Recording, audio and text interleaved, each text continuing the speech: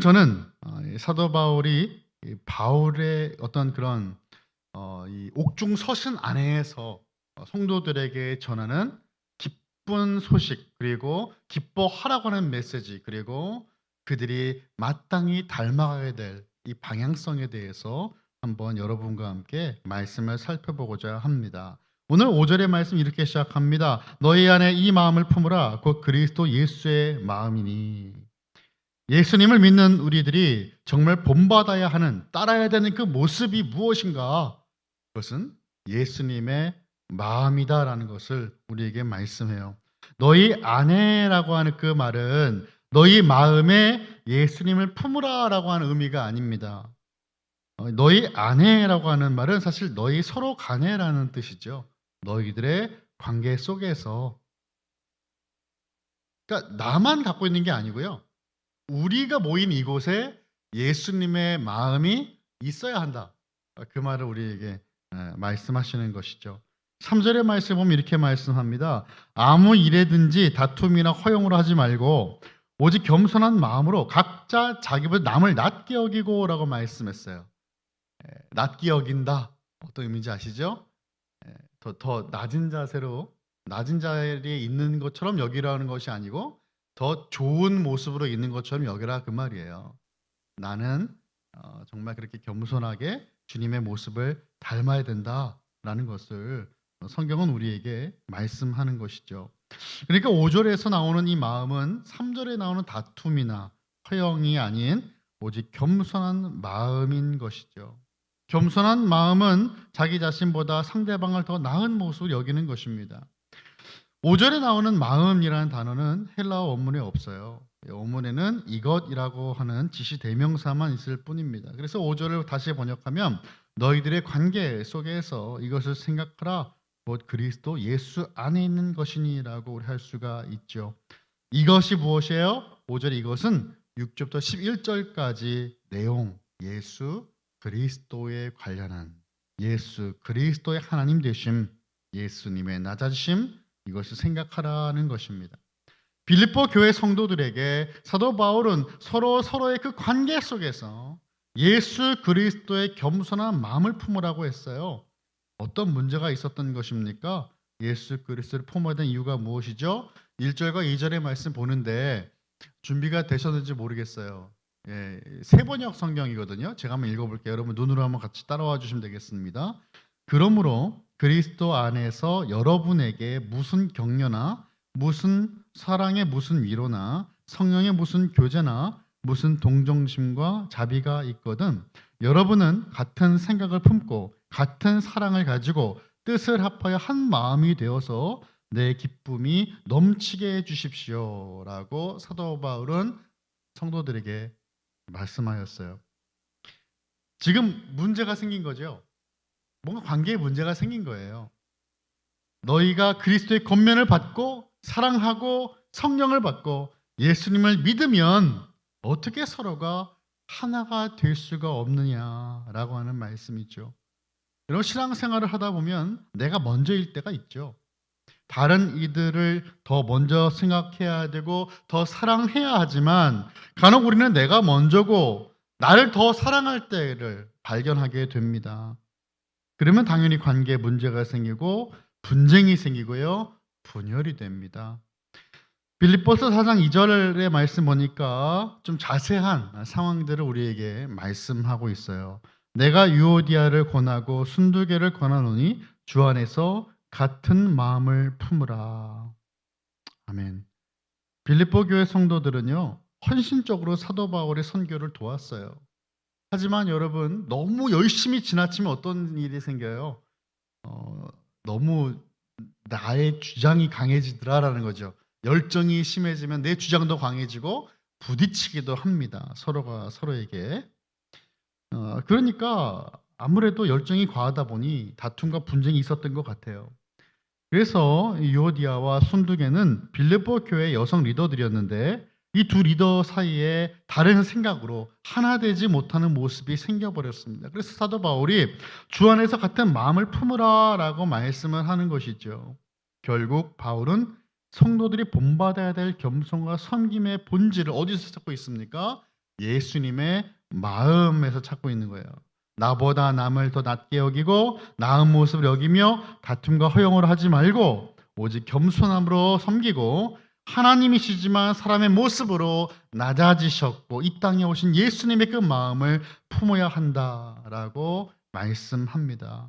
이 마음은 빌립보 교회 성도들만 품어야 될 마음이 아닐 것입니다. 오늘을 살아가는 저와 여러분 모두가 함께 품고 함께 닮아가야 될 마음인 줄 믿습니다. 예수님을 믿는 크리스천이 예수님의 마음을 품고 있으면 마땅히 가져야 될 인격을 갖추게 되겠죠. 그 모습은 바로 예수님을 닮아가는 모습이에요. 그래서 우리의 삶이 예수님의 모습을 닮아가서 변화되는 겁니다. 그렇다면 사도 바울은 예수님의 마음을 어떤 마음이라 할까요? 우리 두 가지만 좀 나눠 살펴보고자 합니다. 첫 번째 말씀드린 것처럼 겸손한 마음이에요. 예수님은 원래 하나님의 본체이십니다. 성자 예수님은 원래 하나님의 동등한 존재이십니다. 본질이 같아요. 같은 영광을 가지신 하나님이세요. 본체였다라고 하는 것은 예수님은 본질적으로 불변한 신성을 갖고 계신 분이라는 거예요. 여기서 사도 바울이 지금 확실하게 하고자 하는 것은 뭐냐면 예수님은 하나님 같다가 아니에요. 예수님은 하나님이시다라는 겁니다. 그래서 예수님은 하나님처럼 영원히 살아계시고 창조주로서 천군 천사와 만민의 경배를 받으실 만한 하나님이십니다. 그러나 예수님은 하나님과 동등된 자격과 권리를 주장하지 않으셨어요. 인간을 구원하시려고 그 모든 것을 포기하고 사람의 모양으로 내려오셨어요. 예수님은 사람이 되기 위해 하나님의 영광과 평화와 안정을 일시적으로 버리신 거죠. 예수님은 하나님됨을 계속 누리지 않으시고 친히 그 모든 것을 버리셨어요. 6절과 7절 한번 같이 읽어보겠습니다. 6절과 7절입니다. 시작. 그는 근본 하나님의 본체시나 하나님과 동등됨을 취할 것을 여기지 아니하시고 오히려 자기를 비워 종의 형체를 가지사 사람들과 같이 되셨고. 아멘. 여러분 뭐라고 말씀하죠? 사람들과 같이 되셨다라고 말씀합니다. 예수님의 얼굴, 언어, 행동, 생활 이 모든 모습들이 사람과 동일했다라는 것이에요. 그래서 예수님은 보통 사람의 대우를 받으신 것이죠. 복음서를 보면 예수님은 자기 자신을 어떻게 말씀하세요? 인자다라고 본인을 그렇게 말씀을 여러 번 하셨죠. 물론 인자라고 하는 말은 다니엘서에 기록된 메시아에 대한 예언의 성취이지만 여러분 문자 그대로 보면 Son of Man입니다. 인자. 그래서 하나님이신 예수님은 자기 자신을 그렇게 낮추셨다라는 거예요. 예수님의 마음은 겸손함 그 자체입니다. 그러나 예수님 믿고 따른다고 하면서 우리는 예수님의 겸손함을 과연 얼마나 본받고 있냐 그 말이에요. 한국교회가 우리 성도들이 얼마나 그 예수님의 겸손함을 본받고 있는가. 나를 드러내지 않고 오직 하나님께 영광만을 돌리는 그 삶은 당연한 삶이지만 여러분 참으로 쉽지 않은 삶이죠. 하나님께서 특별히 능력을 주시는 분들이 많이 계십니다. 하나님 나라를 위해 그 교회 지도자들 가운데서도 그 하나님의 사역을 위하여 큰 일을 하고자 하나님께서는 특별한 은사와 능력을 주시기도 합니다. 문제는 무엇일까요? 하나님께서 능력을 주심에 문제가 있는 것이 아니라 능력을 받은 사람들에게 문제가 생깁니다. 자신에게 그런 큰 일들을 자신을 통해서 하시는 것은 하나님이신데 마치 자신이 하는 것처럼 그렇게 나의 이름을 드러내고 하나님께 돌려야 될 영광을 스스로 취해버리고 말아요. 결국에는 하나님과 멀어지게 되지 않습니까? 능력을 행하는 사람을 또한 맹종하고 따르는 이들이 붙습니다. 팔로워가 생겨요. 아주 큰 일이 나는 거죠. 예수님을 따라야 되는데 눈에 보이는 목사나 선교사를 마치 하나님을 대하듯이 따라다닌다라는 거예요. 종교개혁자 마틴 루터는 이렇게 말했어요. 나는 그리스도를 배우려고 할 때 그 이적을 배우지 않고 겸손을 배우겠다라고 루터는 이야기합니다. 예수님의 모습의 그 방점은 능력에 있지 않고 겸손에 있다라는 것이에요. 능력은 당연히 있으신 거예요. 하나님이시니까. 예수님은 하나님이시지만 종의 모습을 취하여 사람들과 같이 되신 것입니다. 예수님께서 하나님 영광을 버리고 성육신하신 이유가 무엇입니까, 여러분? 하늘 보좌를 박차고 이 땅에 오신 이유는 바로 우리의 구원이었어요. 구원 때문입니다. 우리의 구원을 이루시기 위하여 하나님이신 예수님은 하나님 영광을 버리고 종의 모습을 자처하셨어요. 종은 가장 낮은 자리죠. 예수님의 그 십자가에 달리시 전날 밤 제자들과 최후의 만찬을 예수님이 가지십니다. 그런데 문제가 생기고 말았어요. 제자들이 12명이다 보니 그 가운데 서열에 대한 문제, 논쟁이 생겨버리고 말았어요. 누가 더 크냐라고 하는 문제입니다. 아무도 예수님의 발을 씻겨드리지 않았고 제자들도 자신들의 발을 씻지 않았습니다. 당시 유대인의 문화는요, 집에 들어오면 가장 낮은 이가 발을 씻겨줘야 하는 문화가 있었습니다. 그럼 당연히 제자들 가운데 막내가 닦아야 되겠잖아요. 그 선생님의 발도 닦고 서로 이렇게 씻겨주고 해야 되지 않겠습니까? 그런데 아무도 그 발을 씻지 않았어요. 요한복음 13장을 보면 예수님이 한 명씩 한 명씩 발을 닦아주기 시작하십니다. 모두 경직됐을 겁니다. 예수님이 왜? 굳이 예수님이 왜 나의 발을? 요한복음 13장 여러분 잘 알고 계신 말씀이잖아요. 구체적으로 말씀이 나와 있지는 않지만 가장 마지막에 발을 닦이신 제자의 정황을 보면 그는 베드로였습니다. 예수님께서 베드로 앞에 서시자 베드로가 이렇게 말을 하였습니다. 요한복음 13장 6절에서 8절입니다. 우리 한번 같이 읽어볼까요? 시작. 시몬 베드로에게 이르시니 베드로가 이르되 주여 주께서 내 발을 씻으시나이까? 예수께서 대답하여 이르시되 내가 하는 것을 내가 지금은 알지 못하나 이후에는 알리라. 베드로가 이르되 내 발을 절대로 씻지 못하시리이다. 예수께서 대답하시되 내가 너를 씻어주지 아니하면 내가 나와 상관이 없느니라. 아멘. 예수님께서 왜 제 발을 씻기십니까? 원래 내가 씻어야 되는 게 맞아요. 제가 예수님 발을 닦이는 게 맞아요 라고 하지만 여러분 이 자리상으로 볼 때 베드로가 예수님 발을 비롯하여 다른 제자들의 발을 씻겨야 되는 자리에 앉았어요. 베드로 의도적으로 가장 뒷자리에 갔을 겁니다. 제자들은 계속 누가 더 큰지 예수님께서 왕으로 등극하실 때 누가 높은 자리에 앉느냐의 주제를 가지고 다투었죠. 근데 여러분 마태복음 23장 11, 12절을 보면 예수님 이렇게 말씀하셨거든요. 너희 중에 큰 자는 너희를 섬기는 자가 되어야 하리라.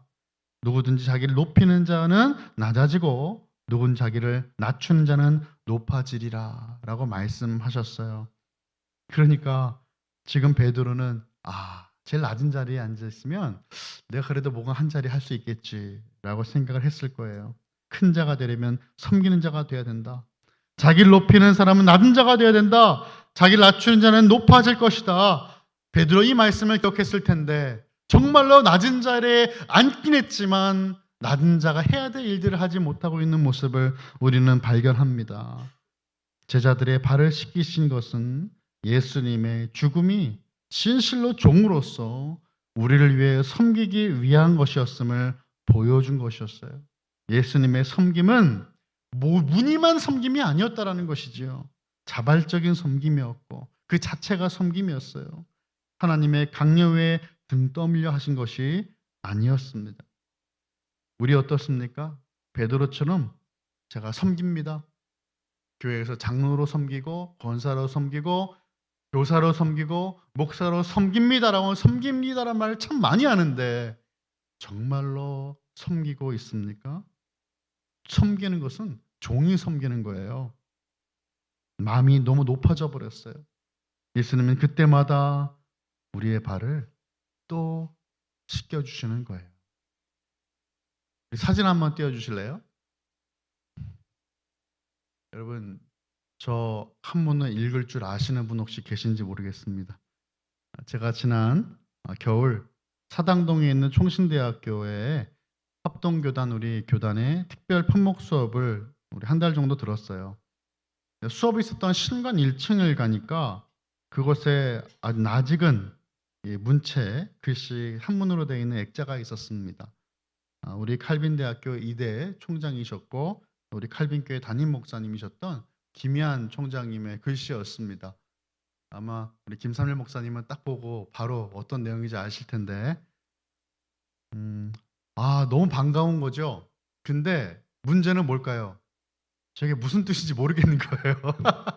그래 갖고 제가 사진을 찍고 한참을 고민했습니다. 야, 이게 무슨 뜻이지? 읽고 싶은데 물어보기는 좀 그렇고. 그렇잖아요. 그래도 목사인데 이게 무슨 말인지 물어보겠다는 게 조금 뭔가 좀 그랬어요. 모르는 건 뭐 그게 부끄러운 건 아닌데 그냥 제 자신이 말이죠. 그래서 찾아보기 시작했어요. 이게 뭘까? 옥편을 살펴보고. 근데 이게 무슨 뜻인지 발견했는데 그때 그 희열과 감동이 엄청났습니다. 이것은 세족 지도라고 하는 글이었어요. 틀리면 말씀해 주세요, 장로님. 맞나요? 세족 지도. 네.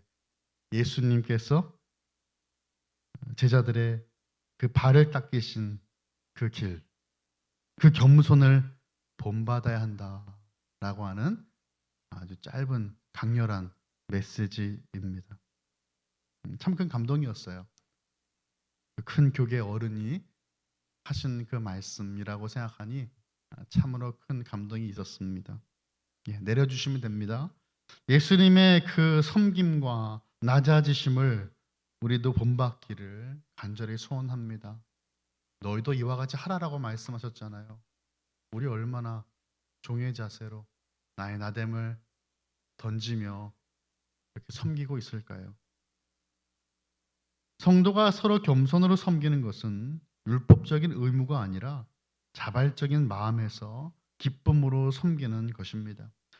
자, 두 번째는 예수님의 마음이 어떤 마음이냐? 바로 순종하는 마음이시죠.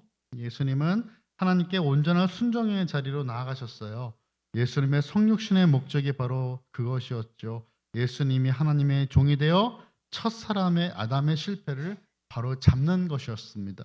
로마서 5장 19절의 말씀 제가 봅니다. 한 사람이 순종하지 아니함으로 많은 사람이 죄인 된 것 같이 한 사람이 순종하심으로 많은 사람이 의인이 되리라. 아멘. 먼저 한 사람은 아담을 의미하는 것이죠. 그 뒤에 있는 한 사람은 예수님을 의미합니다. 자, 고린도전서 15장 45절의 말씀을 한번 같이 읽어보면 좋겠습니다. 시작. 되었다 함과 같이 마지막 아담은 살려주는 영이 되었나니. 아멘. 첫사람 아담의 불순종으로 이 땅에 사망이 찾아왔습니다. 하지만 마지막 아담이신 예수님의 순종을 통해 이 땅에 다시 생명이 임하게 되었어요. 예수님은 그 순종의 사유 감당하기 위해 종의 모습 인간이 되셔야만 되었고 다른 방법 다른 길은 없었습니다. 예수님이 종으로 오셨다라고 하는 것은 하나님께서 아담을 창조하셨을 때와 같이 하나님의 형상 인간의 모습으로 오셔서 원래 아담이 보였어야 했던 그 온전한 순종을 예수님이 보여주신 것이죠. 종은 주인의 뜻과 말에 절대적으로 순종을 보여야 됩니다. 종의 뜻과 종의 생각은 중요하지 않아요. 그 뭐가 중요하죠? 주인의 생각이 중요하죠. 주인이 무엇을 원하는가가 중요해요. 교만하여 하나님의 법들을 어겼던 사울 왕 사무엘이 어떻게 말을 했어요? 사무엘상 우리 15장 22절 말씀 우리 한번 같이 읽어보겠습니다. 시작. 사무엘이 이르되 여호와께서 번제와 다른 제사를 그의 목소리를 청종하는 것을 좋아하심같이 좋아하시겠나이까? 순종의 제사보다 낫고 듣는 것이 순양의 기름보다 나으니. 아멘. 순종이 제사, 예배보다 낫고 그분의 말씀을 듣고 행하는 그 들음이 수양의 기름보다 낫다라고 분명 말씀합니다. 믿음의 조상 아브라함도 하나님께서 허락하신 이 독자 이삭을 제물로 드리라는 말씀에 순종했어요. 피조물인 사람에게는 창조주 하나님 명령의 순종과 복종만이 있는 겁니다. 여러분 예수님의 생애를 가만히 돌아봅시다. 예수님의 생애 특징이 뭐예요? 겸손, 복종, 자기 부인이었어요. 예수님은 자신의 그 뜻대로 행하지 않으셨고 끝까지 하나님의 뜻을 따르셨습니다.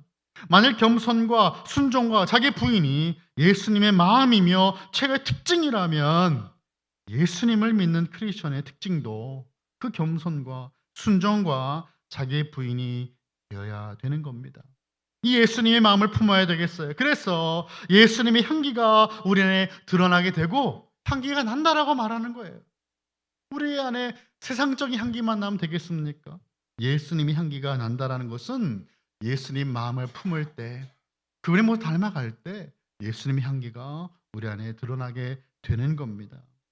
그럼 마지막으로 이제 예수님의 마음을 품었을 때 어떤 결과가 있는지를 한번 살펴보고자 합니다.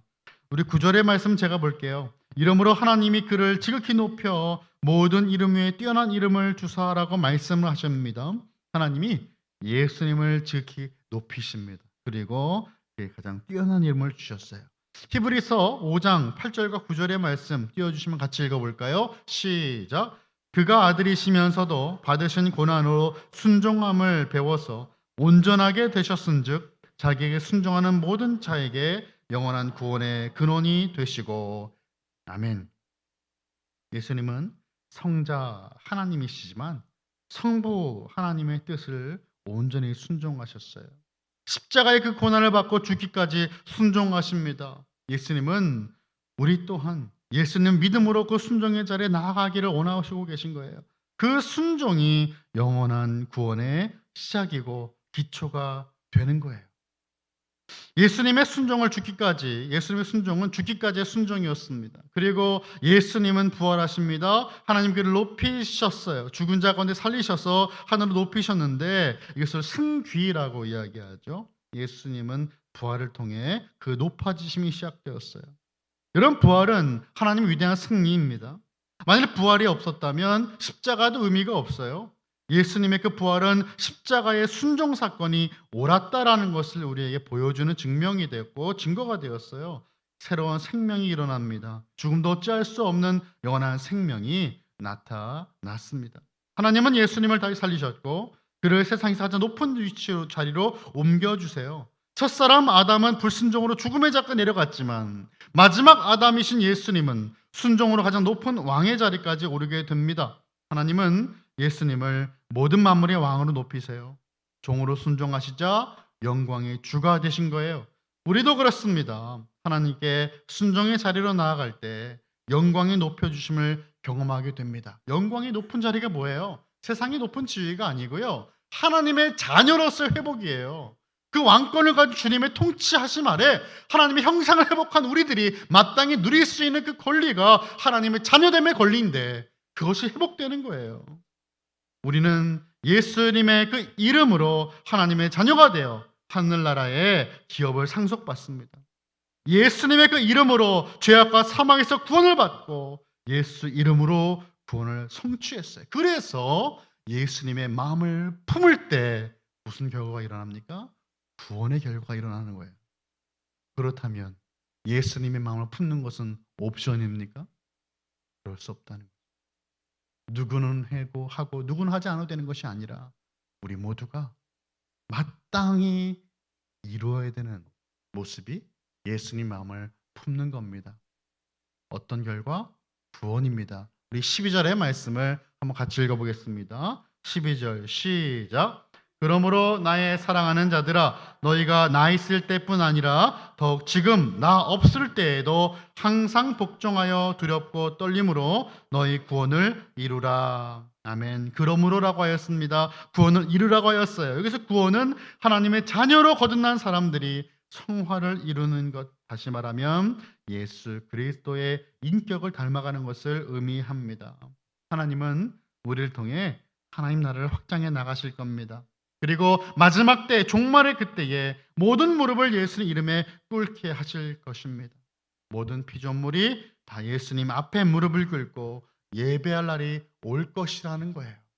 여러분 이것이 왜 중요합니까? 오늘을 살아가는 우리들의 삶 가운데 앞으로 일어날 그 주님의 일하심을 믿음으로 바라보는 그 모습이 성화의 과정 속에 얼마나 중요한지 모릅니다. 이게 바로 십자가 11절이에요. 하늘에 있는 자들과 땅에 있는 자들과 땅 아래에 있는 자들로 모든 무릎을 예수의 이름에 꿇게 하시고 모든 입으로 예수 그리스도를 주라 시인하여 하나님 아버지께 영광을 돌리게 하셨느니라. 아멘. 모든 입으로 예수 그리스도를 주라 시인하며 하나님 아버지께 영광을 돌리게 하셨어요. 주라는 말은 하나님이란 말이에요. 예수님이 하나님이시다라고 하는 그 놀라운 고백이 모든 이들의 입을 통해 선포될 그날이 온다라고 말씀합니다. 말씀을 정리합니다. 예수님은 단지 사람의 모습으로 이 땅에 태어난 것이 아니라 종의 모습으로 섬김의 자리에 오셨어요. 우리의 온전한 주인이신 예수 그리스도의 겸손과 순종을 본받아 그 마음을 본받고 온전한 구원을 이루는 저와 여러분, 우리 모든 칼빈의 가족들 다 되시기를 예수 그리스도 이름으로 간절히 축원합니다.